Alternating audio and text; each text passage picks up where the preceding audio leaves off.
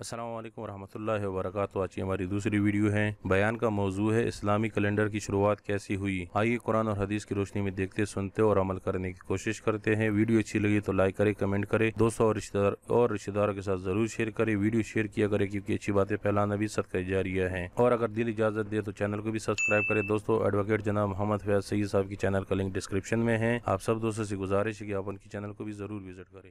جس کو اسلامی کے مسلم کیلنڈر کہتے ہیں، اس کا یہ پہلا مہینہ کیوں ہے؟ تو یاد رکھیے، نبی اکرم صلی اللہ علیہ وسلم کے زمانے میں تعداد مہینوں کی اتنی تھی جتنی 12 ہے۔ ٹوٹل کتنے مہینے اسلامی مہینے؟ 12 ان کی تعداد ہے، یاد رکھیے، ٹھیک ہے۔ اور اسلامی کیلنڈر لونار مطلب چاند سے چلتا ہے بنسبت سورج کی، یاد رکھیے، سولار نہیں لونار ہوتا ہے، جس کے اندر کم و بیش 355 دن ہوتے ہیں، یاد رکھیے، 355 ڈیز کے اراؤنڈ، اس کے اندر اپروکسیمیٹ کہہ رہا ہوں، یاد رکھیے، اس کے اندر دن ہوتے ہیں، مطلب سولار کیلنڈر میں 365 ہوتے ہیں، اس کے اندر 10 دن اس سے کم ہوتے چلے جاتے ہیں، یاد رکھیں، ٹھیک ہے۔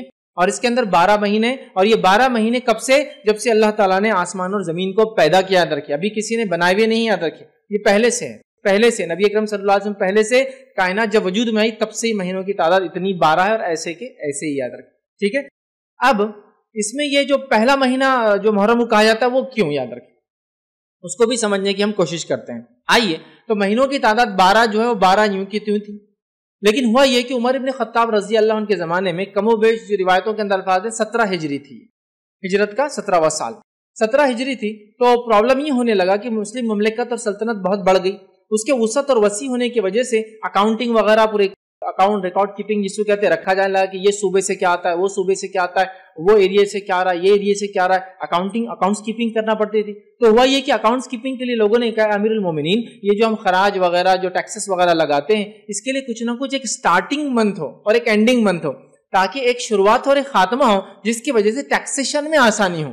چلیے بھائی، ایک آدمی نے شوال میں کوئی چیز لیا تو اگلی اس کی زکوٰۃ کب آنے والی ہے؟ شوال ختم ہونے سے پہلے اس کو دینا ہے، لیکن کوئی سٹارٹنگ ڈیٹ نہیں ہے، یہ تو راؤنڈ کیلنڈر چل رہا تھا پورا، لیکن کوئی سٹارٹنگ ڈیٹ مطلب شروع کہیں سے، مطلب جو بھی مہینے کو پہلا مان لیجیے، آپ سفر کو مان لیجیے، محرم کو مان لیجیے، ذوالقعدہ کو مان لیجیے، ذوالحجہ کو مان لیجیے، کوئی بھی مان لیجیے، تو ایک راؤنڈ تھا، تو کوئی ایک سٹارٹ اور ایک اینڈ ہو ایئر کا۔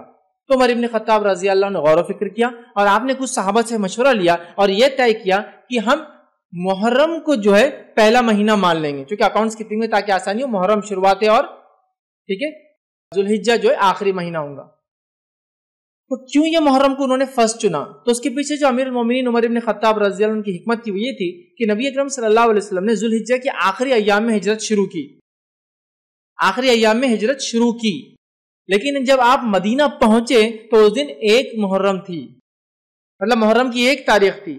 تو آپ نے یہ سوچا کیوں نہ ہجرت سے اسلامی کیلنڈر کو شروع کیا جائے، سمجھ رہے؟ تو اسلامی کیلنڈر کی خود شروعات اپنے آپ میں ایک عجیب چیز ہے، یاد رکھیے، جس کے پیچھے کسی شخصیت کی پیدائش، کسی کا جینا، کسی کا مرنا نہیں طے کیا گیا، یا کسی کی بادشاہت پر بیٹھنا، سنگھاسن پہ چڑھنا یا اترنا نہیں طے کیا گیا، بلکہ ایک بہت ہی عظیم مقصد کو جو مسلمانوں نے پورا کیا، انسانیت کے لیے ایک مائلسٹون تھا کہ وہ جو ہے ہجرت کر کے نبی اکرم صلی اللہ علیہ وسلم جو ہے اپنے حق کے پیغام کو لے کر آئے، جس کے بعد یہ پیغام بہت پھلا اور پھولا دنیا تک پہنچا۔